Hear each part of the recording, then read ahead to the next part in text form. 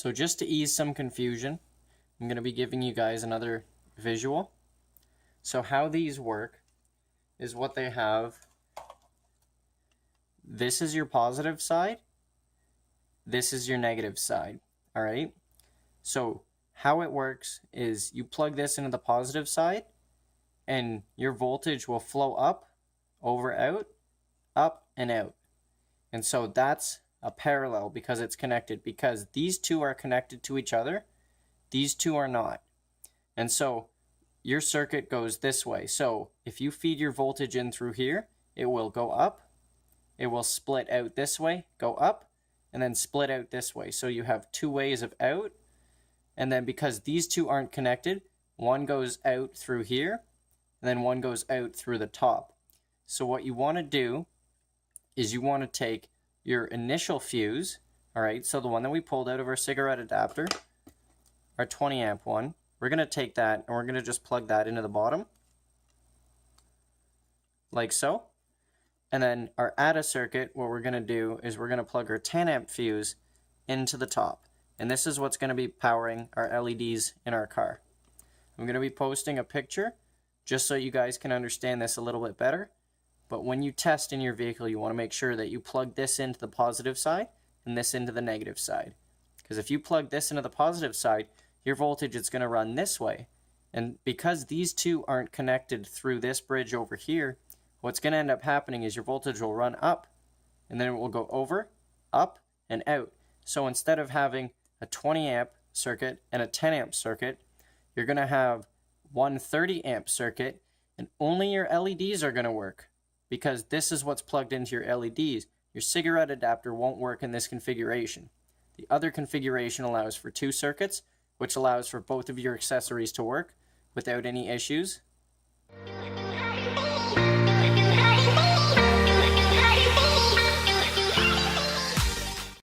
What you do is you got to locate your fuse box.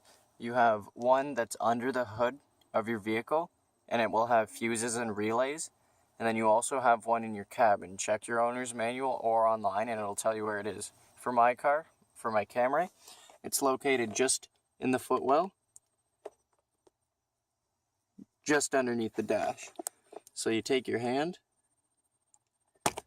pop the cover off, and there's all your fuses right there. Your fuse panel will have a legend on it, similar to this one. And so what you want to do is you want to go through. You don't want to touch anything that's OBD. You don't want to touch anything that's door handles, fuel open, anything that's going to mess with the actual mechanics of the vehicle. However, things like the power outlet and the cigarette adapter, they're both 20 amp, and the most that you'd be charging a phone through would be 3 amps. So those are safe to tap into. The 20 amp fuse for the power outlet, make sure when you plug your fuse back in, that it's in the correct orientation. But when you're setting up your multi-tester and you want to test for voltage, what you want to make do is you choose DC instead of AC. So the squiggly line, that's AC, alternating current, that's what goes through your walls. And then DC, you have the line and then the dash line underneath. And so because all of electronics in the vehicle run at 12 volts, it'll be perfectly safe for you to set it at 20 volts. So when you're testing with your fuse, what you want to make sure you do is you want to make sure you pull your fuse out, because with your fuse bridging the circuit, when you test either or side of your fuse, what's going to happen is you're going to read 12 volts or more from both sides of the leads because it's completing the circuit. So what you want to do is pull it out, see what side is receiving power, and see what side is not. And the side that's receiving power, then you'll know the orientation that your circuit's going to be going into. So if you watch the screen on the tester, what I'm going to be doing is I'm going to be touching it to the right side first, and then the left side. All right, so just watch the tester and see what the numbers say. I'm going to be testing the right side first. I'm going to ground my black lead, and I'm going to put it to the right side. So I get 0. Now if I put it to the left side, it's giving me 12.5, which means that the left side of this fuse box is going to be your hot. What you're going to want to do is you're going to want to find a spot to ground your lead. Alright, so I took the door trim off, as well as this little panel in here. There's a little bolt back there, and it's got a plastic screw. It's just tightened by hand, so you can just take it off with your hand. And those are just the two panels there. What I'm going to be doing is I'm going to be taking this nut out, and I'm going to be attaching my ground lead to that. So now that we have our line grounded, I just ran it in behind.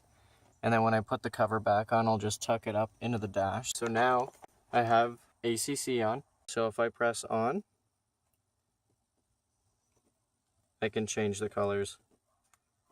And it works perfectly fine. Get a fade effect, flashing. The wires around to the other side.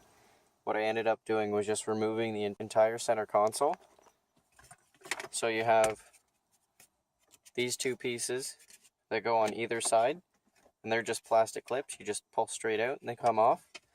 You take the knob off your shifter, alright, and then it's just clips. You just lift up and then gently wiggle and it'll come free and you can just pull it off.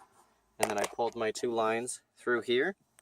So I have my longer one for the back to go under the seat, and then the shorter one for the front to go under the dash, just for a cleaner look. And then I'm going to tuck it underneath the plastic so you're not going to see any wires, just lights. Alright, so this is the final install. So I got them there. I waited till it was at night so that it'd be easier to record. Got them in the back seat, under the footwells. So that's the controller. So if I point down to there, because that's where I set the IR, I can change them to solid colors. I can change them to flash.